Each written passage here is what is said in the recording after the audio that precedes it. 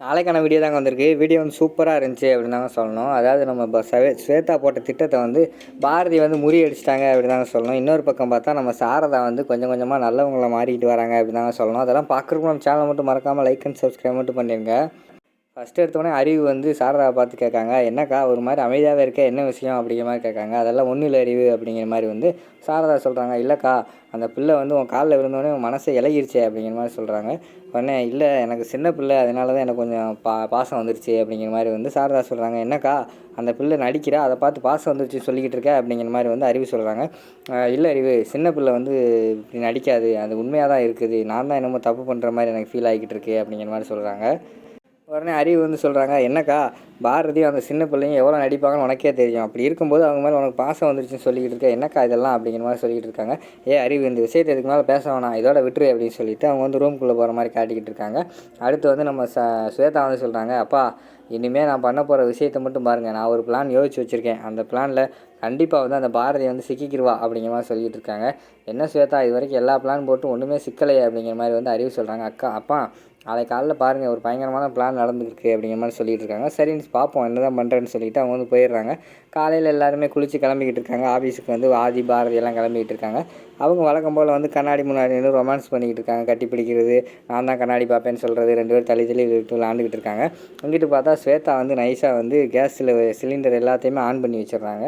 On பண்ணி வச்சுட்டு வெளியே வந்து நின்றுக்கிட்டு இருக்காங்க. அப்பா, நான் ஒரு பயங்கரமான பிளான் போட்டிருக்கேன், உள்ள சிலிண்டர் ஆன் பண்ணி வச்சிட்டேன். அப்போ நம்ம அத்தை வந்து கரெக்டாக 10 மணிக்கு வந்து டீ போட வருவாங்க. அவங்களுக்கு வேறு யார் டீ போட்டான்னு பிடிக்காது, அவங்க கையால் டீ போட்டு குடித்தா தான் அவங்களுக்கு பிடிக்கும்.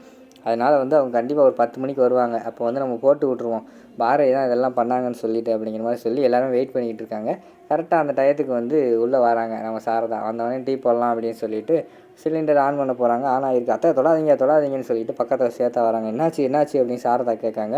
இல்லை அத்தை, சிலிண்டர்லாம் ஆன் ஆகிருக்கிற மாதிரி தெரியுது பாருங்களேன், அப்பா அம்மா எல்லோரும் வாங்க அப்படின்னு சொன்னோன்னே இவங்க எல்லாருமே ஃபேமிலி எல்லாருமே வந்துடுறாங்க.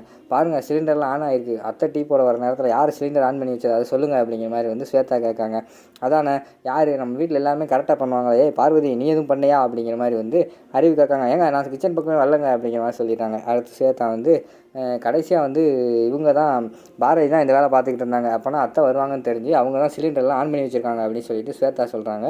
உடனே அறிவுக்கு வந்து கோவம் அந்த மாதிரி நடிக்காரு. எவ்வளோ தைரியம் இருந்தால் அந்த பாரதி எங்கள் அக்காவுக்கு சிலிண்டர் ஆன் பண்ணி வச்சுருப்பா, அவனை சும்மா விட மாட்டேன், அவனுக்கு வரட்டும், பாரதி எங்கே வா அப்படிங்கிற மாதிரி சொல்லி சத்தம் போட்டுக்கிட்டு இருக்காங்க.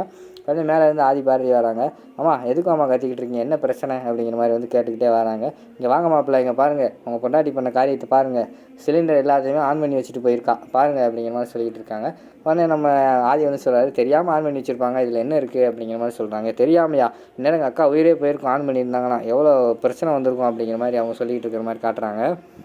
உடனே வந்து பாரதி வந்து சொல்கிறாங்க, இப்போ என்ன பிரச்சனை, சிலிண்டரை நான் தானே ஆன் பண்ணேன்னு சொல்கிறீங்க. ஆமாம், நான் தான் ஆன் பண்ணேன், நானே பற்ற வைக்கிறேன் அப்படின்னு சொல்லிட்டு அவங்க பற்ற வைக்க போகிறாங்க. பேசாமரு அப்படின்னு சொல்லிட்டு எல்லாருமே சொல்கிறாங்க. இங்கே பாருங்கள், இங்கே இருக்கிறவங்க யாராவது இந்த இடத்த விட்டு நகர்ந்தீங்கன்னா உடனே நான் பற்ற வச்சுருவேன் அப்படிங்கிற மாதிரி சொல்கிறாங்க. அப்படியெல்லாம் பண்ணிடாத, நிறுத்துன்னு எல்லாம் சொல்லிகிட்டு இருக்காங்க. அதெல்லாம் கேட்காம அவங்க பாட்டில் பற்ற வச்சிடுறாங்க. பற்ற வச்சு அடுப்பில் வந்து தீக்குச்சி வைக்காங்க. அது வந்து எரியவே இல்லை. என்ன எரியவே இல்லை அப்படிங்கிற மாதிரி எல்லாமே ஷாக் ஆகி பார்த்துக்கிட்டு இருக்காங்க. இங்கே பாருங்கள், அது சிலிண்டர் வந்து காலையிலேயே வந்து தீர்ந்து போச்சு நான் சமைக்கும் போதே.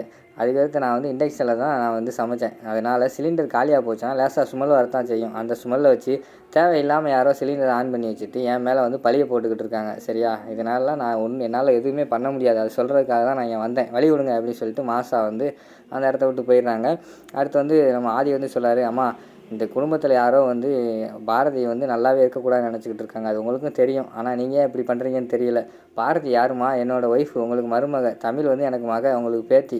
ஆனால் நீங்கள் வந்து எங்களோட சேராமல் தேவையில்லாதவங்களோடலாம் சேர்ந்துக்கிட்டு எங்களை விட்டு தள்ளி தள்ளி போய்கிட்டு இருக்கீங்க. நீங்கள் வந்து பாரதி ஒவ்வொரு வட்டமும் தப்பாக காட்டும்போது எனக்கு அவங்க ரொம்ப நெருக்கமாக தான் வராங்க, ஆனால் நீங்கள் தான் என்னை விட்டு ரொம்ப தூரம் தள்ளி போகிற மாதிரி எனக்கு ஃபீல் ஆகுது. நான் சொல்கிறத சொல்லிட்டேன், நீங்கள் பெரியவங்க புரிஞ்சுக்கோங்கம்மா அப்படின்னு சொல்லிட்டு அந்த இடத்த விட்டு ஆதி வந்து போகிற மாதிரி காட்டுறாங்க. அப்போ தான் வந்து சாரதாவுக்கு வந்து புரிய வருது, நம்ம பண்ணுறதெல்லாம் தப்பு அப்படின்னு சொல்லிட்டு. உடனே அக்கா என்னக்கா எப்படி பேசிக்கிட்டு இருக்கான் அப்படின்னு சொல்ல வராங்க. அறிவு நீ சும்மாரு, எனக்கு என்னமோ பயமாக இருக்குது, நான் எது வந்து நடக்கக்கூடாதுன்னு நினச்சோன்னா அது இப்போ நடந்துக்கிட்டு இருக்குது. உங்கள் கூட சேர்ந்து நான் எல்லாரும் தலையாட்டிக்கிட்டு இருந்தேன், ஆனால் இப்போ என் பையன் பேசுகிறத பார்த்தா அவன் என்னை விட்டு பிரிஞ்சு போயிடுவான்னு எனக்கு பயமாக இருக்குது. இனிமேல் வந்து நான் அவங்க கூட எதுலையுமே தலையிட விரும்பல. அவங்க வாழ்க்கையை அவங்க பார்த்துக்கிட்டும், அவங்க வரல சந்தோஷமாக இருக்கட்டும் அப்படின்னு சொல்லிட்டு அந்த இடத்த விட்டு வந்து நம்ம இவங்க போகிற மாதிரி காட்டிக்கிட்டு இருக்காங்க. நம்ம சாரதா வந்து போயிடுறாங்க. அது ஸ்வேதா வந்து என்னப்பா இப்படி ஆயிடுச்சு, இனி எந்த பிள்ளையும் நான் சும்மா சொதப்ப மாட்டேன்ப்பா அப்படிங்கிற மாதிரி சொல்கிறாங்க. என்னம்மா நீ எது பண்ணாலும் இப்படி சொதப்பிக்கிட்டு இருக்க, எதனால் கேட்டு பண்ணுன்னு சொன்னாலும் கேட்க மாட்டேங்கிற அப்படிங்கிற மாதிரி சொல்லிவிட்டு அறிவு அந்த இடத்துல வந்து போகிற மாதிரி காட்டிக்கிட்டு இருக்காங்க. ஸ்வேதா மட்டும் அந்த இடத்துல நம்ம பிளான் இப்படி ஆயிடுச்சே அப்படின்னு சொல்லி கடுப்போடு இருக்கிற மாதிரி காட்டுறாங்க. அடுத்த சீனில் வந்து மறுநாள் காலையில் வந்து பாரதி வந்து ஆஃபீஸ் போகிறாங்க. அங்கே வந்து அந்த வாட்ச்மேன் இருக்கார்ல, அவங்கக்கிட்ட வந்து குட் மார்னிங் அப்படிங்கிற மாதிரி சொல்கிறாங்க. அவர் கண்டுக்காமல் போயிடாரு. உள்ளே வராங்க, யாருமே வந்து பாரதி கண்டுக்கிற கூட மாட்டேக்காங்க. மலர் மட்டும் வா பாரதி இப்போ தான் வந்தியா அப்படிங்கிற மாதிரி கேட்காங்க. என்ன மலர் யாருமே என்னை கண்டுக்கல, நீ மட்டும் நல்லா பேசுறியா அப்படிங்கிற மாதிரி சொல்கிறாங்க. எனக்கு எல்லாமே தெரியும், உன்னை பற்றி எனக்கு தெரியும், நான் கூட பழகுனது வேணால் 2-3 நாளாக இருக்கலாம், ஆனால் நீ எப்படிப்பட்டவ எல்லாம் எனக்கு தெரியும், அவங்க இருக்காங்க அப்படிங்கிற மாதிரி சொல்லிவிட்டு அவங்க பேசிக்கிட்டு இருக்காங்க.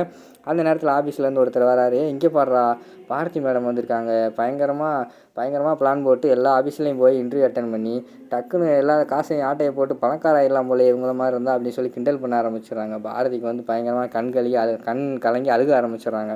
அங்கிட்டு ஸ்வேதா பார்த்துக்கிட்டு இருக்காங்க. பரவாயில்லையே, நம்ம ஒரு பிளான் போட்டால் இங்கே சூப்பரான பிளான் நடந்துக்கிட்டு இருக்கே, நீ காசை வேணால் நீ எடுக்கலாம் நிரூபிச்சிருக்கலாம், ஆனால் இந்த அவமானத்தை இந்த கம்பெனிலேருந்து உன்னால் மீட்டெடுக்கவே முடியாது, இதுக்கு மேலே நீ அவமானப்பட தான் போகிற அப்படின்னு சொல்லிட்டு அவங்க அங்கிட்டு பார்த்து சிரிச்சுக்கிட்டு இருக்கிற மாதிரி காட்டிக்கிட்டு இருக்காங்க. இங்கிட்டு பாரதி அழுதுகிட்டு இருக்கிற மாதிரி காட்டுறாங்க. அதோட பார்த்திங்கன்னா இந்த எபிசோட வந்து முடிச்சிடுறாங்க.